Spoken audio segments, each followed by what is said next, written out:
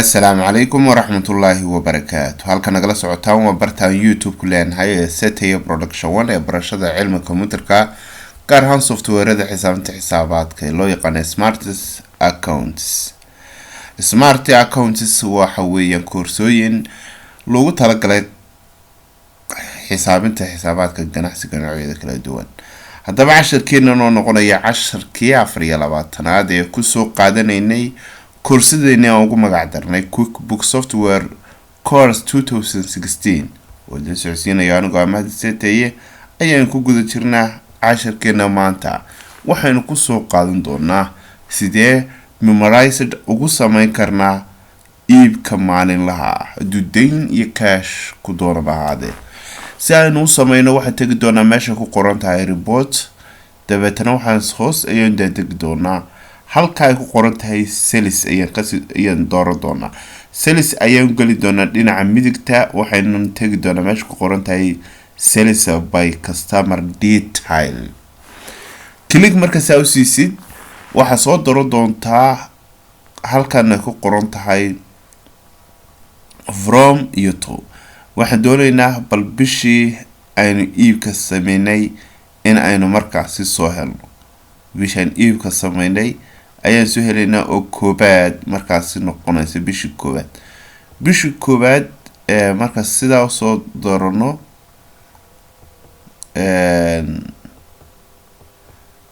duba ayaan noqonaynaa refresh markaas aan nidhi waxa soo baxay iibkan xilliga sameynay waxa iibka soo bilownay 23 bishii koobaad iyo iibku socday ilaa 30 bishii koobaad waaya haddaba iibabkeen halka marka soo baxa waxaad arkaysaa in markaasi iibabkaasi oo cash daily gu ahaa $250 deynta ay naga maqanahayd Fuad Ahmed Rabi oo ah 3600 iyo sidoo kale Strad Store invoice mar qaadatay oo iyaduna noqotay $21 marka qaabkaasi waa qaabka loo soo saaro qaybta memorizerka haddaba memorizer marka sameynayso waxyaabaha la doonayay inay kugu jiraan meesha waxa kamid ah item name-ku akaas iyo kugu jiraya sidoo kale waxyaabaha aan u baahnayn waxa kamid ah miimada inaad iska saarto oo tabtaas kaga saarto sidoo kale date-ka xagga dambe ayaa marinaysa date-ka xagga dambe marka marsaaka ay ku qoran tahay unit measurement go deynaysa sales price go deynaysa muutig inta waa deynaysa dabeetana halka marka joogto ayaad oranaysaa ka qortay memorize marka click tirahdid waxa soo boodi doontaa daaqada tan magaca ayaad u bixinaysaa waxaad oranaysaa daily sales ama deynhaado ama haado markaasi cash marka wax isku noqonayaan daily sales dabeetana waxaa okay so memorizer ka ku biiro hadda memorizer ka ayuu ku biiray laakiin midabka sales daily sales kan kama dhigin midabkiina ma bedelin si aan kan midabkiisa u bedelno right click baan doonaa right click marka niraahdo waxa noo soo bixi doontaa daaqad ayaa noo soo bixi doontaa ku shaqale amaro kooban oo markaas loogu talagalay oo la yiraahdo report title-ka sidaas u deynayna fartana waxaan ka dhiganaa Arial rounded empty underline ayaan hoosta ka marnaa midabka fartana waxaan ka dhigi doonaa casaan dabeetana okay baan leenahay no ayaan kasii dooranayna hadda saas isu bedeshay waxaana customer reports heat and footer dabeetana halkaas ayaan bedelin waxaana waa daily sales okay ayaan leeyahay hadda waad arteen halkan noqotay daily sales haddaan ku noqdo ka u sareeya ciwaanka right click waranaya right click marka ciwaanka ilaado xagga ba soo jiidin ciwaan kale waxaan ka dhigi doonaa isagana waxaan ka dhigi doonaa yellow kaasana ka dhigi doonaa underline waan mari doonaa fartiisana 16 ayaan u doori doonaa okay marka no basi le si fartaas u muuqato hadda way muuqan right click waan doonaa colorkan ka bedeli doonaa colorka blue ma ka dhigi doonaa okay baa leeyahay no baan si leeyahay dadana waxaan leeyahay memorize replace hadda waad aragtaa oo memorize replace baan kusoo sameeyay daily satisfying shirkaddan waa demal meel haddaba dhow oo aan ka soo hego ayaan baran doonaa marka casharadaasi kasoo gudubno mid kale aan samayn doonaa oo asna daily sales ka mid ah oo daily sales summary la yiraahdo report ayay tagi doontaa deetana waxa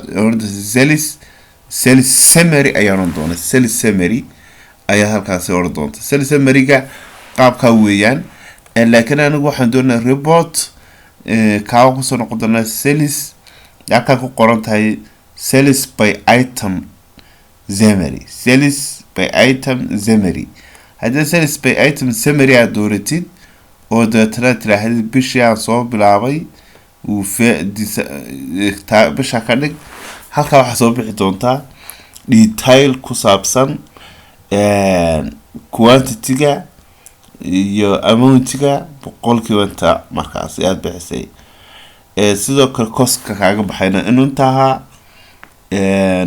faa'iidada markaas ku jirta gross margin-keeduna uu noqonayo 1400 halkaas uu kaaga sii sheegay mid walba faa'iidada aad ka faa'iidi doonto intaan qarash laga jarin 4 kg Samsung waa hal mid waa $20 oo dhigata boqolkiiba 5 waxa cost-kiisu inuu yahay 12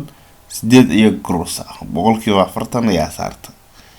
waxa ku jira Samsung S25 230 190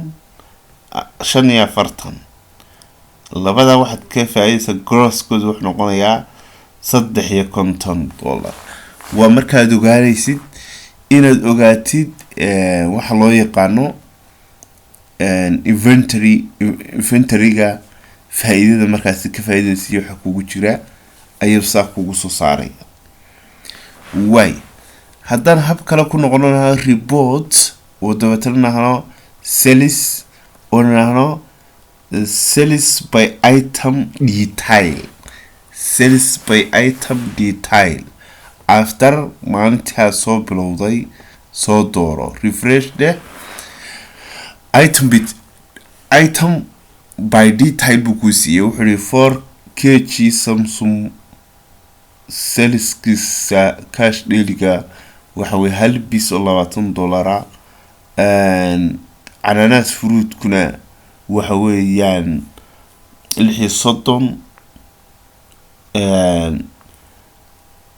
36 boqol ugu dhuftay 36 waa 3600 Samsung-ka